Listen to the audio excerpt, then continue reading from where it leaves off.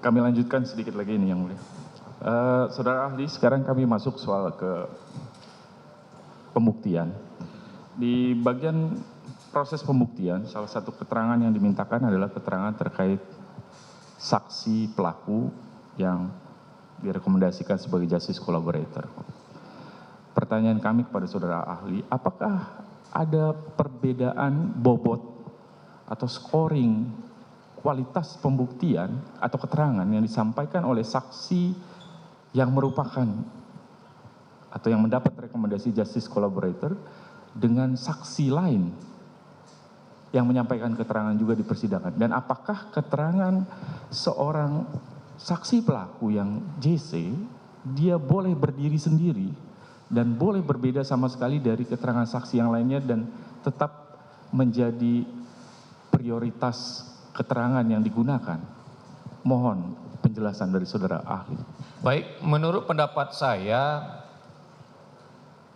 tidak ada satu aturan pun ya, atau bahkan tidak ada satu pendapat pun dalam doktrin yang ditemukan yang menyatakan bahwa justice kolaborator itu kualitas atau nilai keterangannya sebagai saksi itu berbeda dengan saksi yang bukan sebagai justice kolaborator.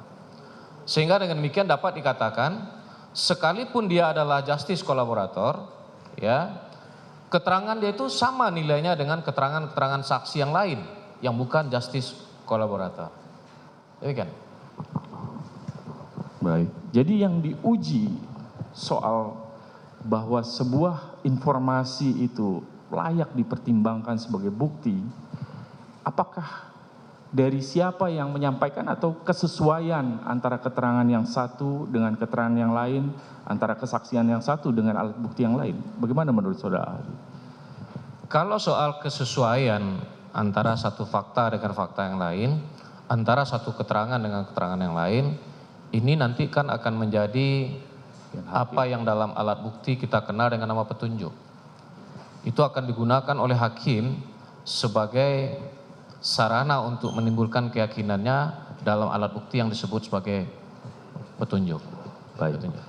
Di dalam pembuktian, kalau ini kita bicara soal 340, 338, saudara ahli, apakah pembuktian untuk semua unsur itu harus dibuktikan? Kalau dua bukti yang cukup, dua alat bukti cukup digunakan untuk membuktikan seluruh unsur, atau masing-masing uraian unsur elemen dalam delik harus dibuktikan dengan masing-masing dua alat bukti minimal? Ya. Tadi di awal saya menjelaskan bahwa hukum pidana Indonesia menganut paham atau teori dualistik yang memisahkan antara perbuatan, tentu perbuatan yang bersifat melawan hukum atau wederettelik ya, dengan pertanggungjawaban pidana yang salah satu elemen pentingnya adalah kesalahan.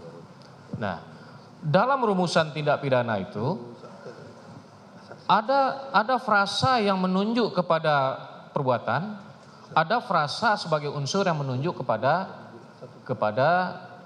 pertanggungjawaban. Nah, dikaitkan dengan sistem atau sistem minimum alat bukti, maka tentu konsekuensinya adalah semua unsur yang ada dalam pasal itu harus didukung oleh minimal dua alat bukti.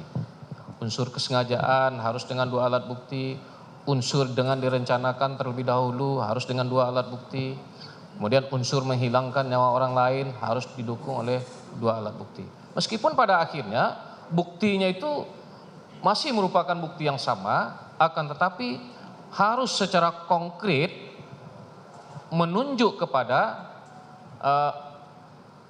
unsur dari delik yang akan dibuktikan itu. Jadi intinya masing-masing unsur yang ada dalam delik itu harus didukung oleh minimal dua alat bukti.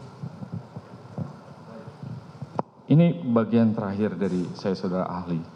Apabila tadi harus dibuktikan masing-masing unsur lewat dua alat bukti, unsur elemennya, dan dalam fakta persidangan, jika dalam fakta persidangan kemudian itu tidak bisa dibuktikan, apa yang didakwakan dengan pasal yang dituduhkan tidak bisa dibuktikan, apa konsekuensinya, Saudara A?